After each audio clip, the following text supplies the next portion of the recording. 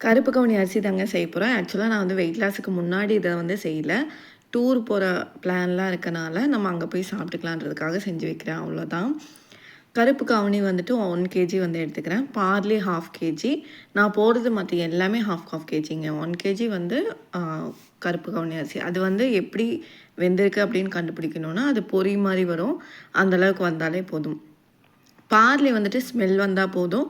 கொள்ளும் அதே மாதிரி ஸ்மெல் வந்தால் போதுங்க.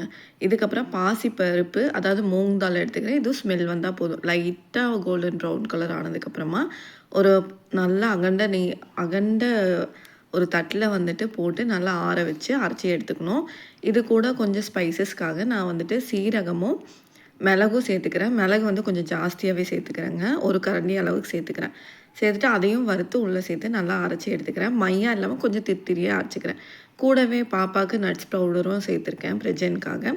இது எப்படி செய்யணும் அப்படின்னா, தண்ணி சேர்த்துட்டு இந்த பவுடரை உள்ளே கொட்டி நல்லா கெட்டியானதுக்கப்புறமா தயிர் சேர்த்து உப்பு சேர்த்து சாப்பிட்டோம் அப்படின்னா ரொம்ப யம்மியாக இருக்கும். கண்டிப்பாக ட்ரை பண்ணி பாருங்கள்.